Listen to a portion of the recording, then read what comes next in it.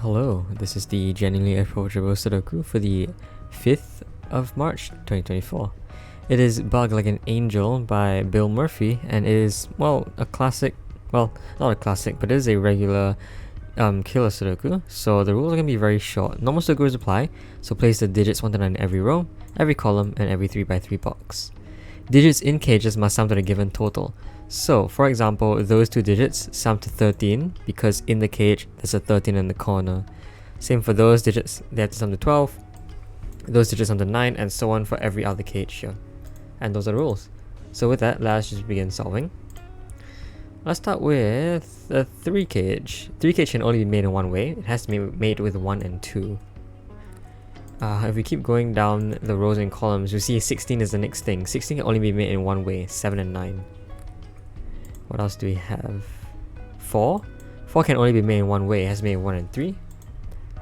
And 17 can only be made in one way, it has to be 8 and 9.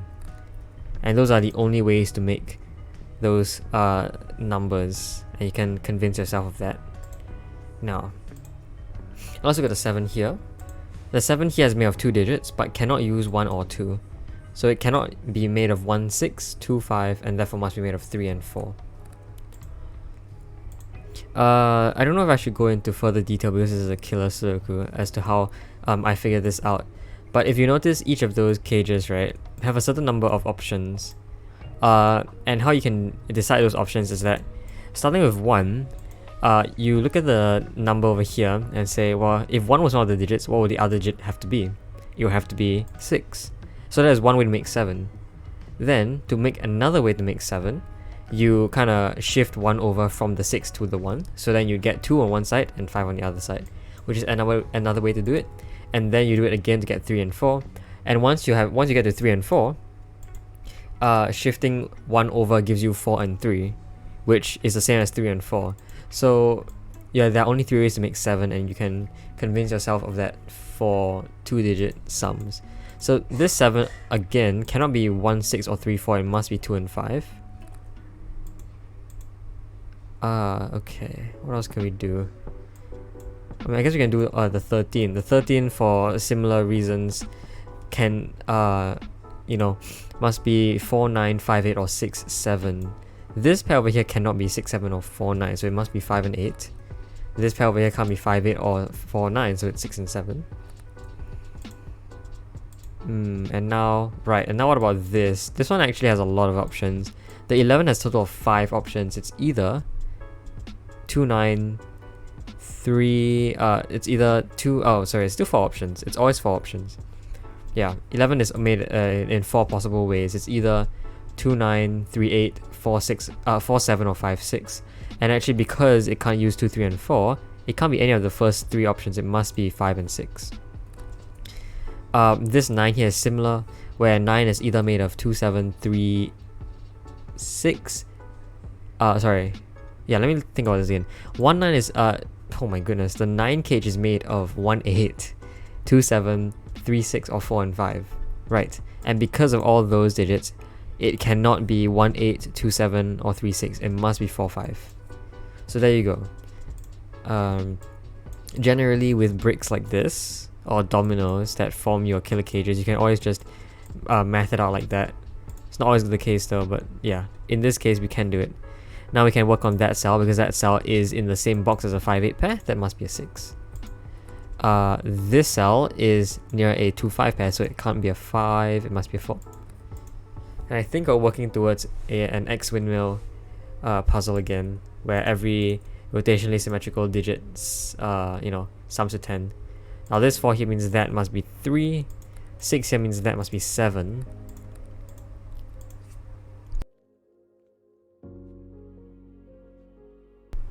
Ooh, okay, that's really interesting. Actually, all of those digits are the digits 1 to 6, right?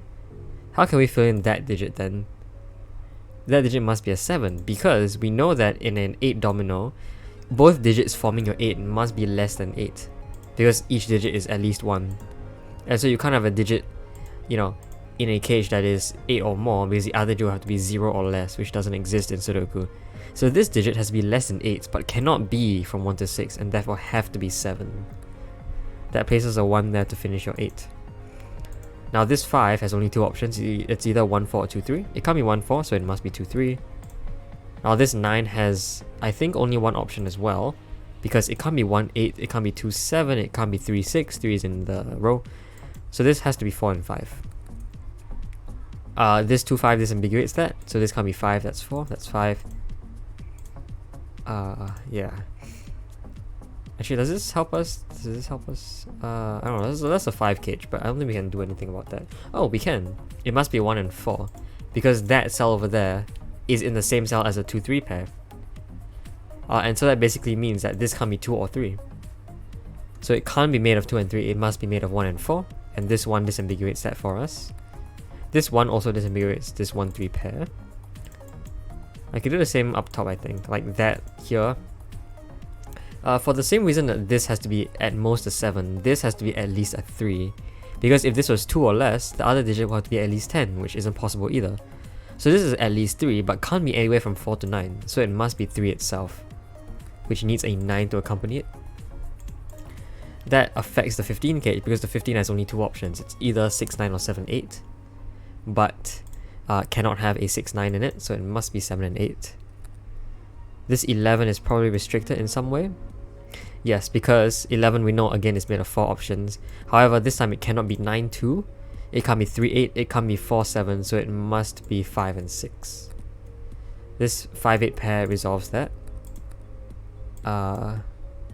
This cage is also resolvable because it is not 7 or 8. That digit cannot be 7 or 8. So it must be 6 and 9. This 9 means this has to be 6. There you go.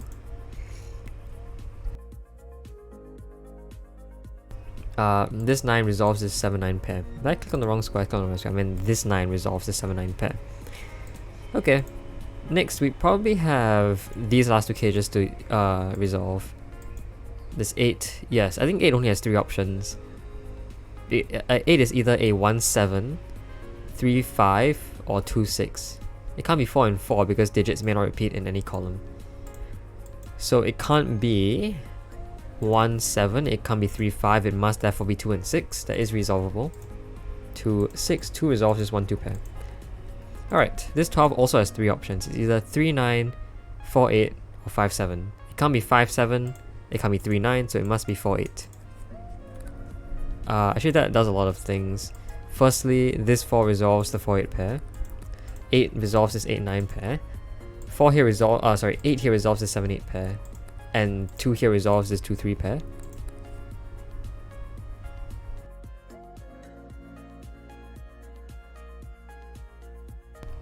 Sorry, I had to sneeze. Alright, well, we've got a lot of digits in, so let's start resolving everything. This is regular Sudoku at this point, so it shouldn't be too hard. This has to be 6 and 9 that is resolvable, but also nice. Those digits are 8 and 9, that is resolvable. In fact, we had to resolve this 6, 9 pair first before we got to resolve this 8, 9 pair. Those digits have to be 1 and 4. Yep, that's resolvable. And those digits are 1 and 2, which is resolvable. Awesome. Okay. Now each of these boxes have a triple in them. This is 2, 5, 7. Let me guess, is this 8, 5, 3? Yeah. And I was able to guess that because of the X windmill rule set. But it isn't a rule set here, but you can sort of just guess. Or like intuitively see. I suppose I don't know if it's possible to prove that if every cage here is rotationally following the X windmill rule, that you can prove the solution is an X windmill. But alright, never mind, let's not think about meta logic right now. Fill in these triples. This has to be 8, 7, and 4. Can we resolve any of that? Yes, 2, 5 means this cannot be 2 or 5, it must be 7. Therefore, this must be an 8 to finish the column. That removes 8 from those cells. 8 has to be here. 5, 8 pair means that's a 3, so 5 goes there. 3 and 6 means this has to be 2. This cannot be 2 or 7, so that's 5. 2 goes here. Those digits... Well, this can't be 2 or 3 by the row, so this is 6. That's 3. This digit can't be 7 or 8, so it's 4. Also nice to be in the corner. Almost didn't catch that. That's a 7. Cool. More triples. Those digits are 3, 8, 9.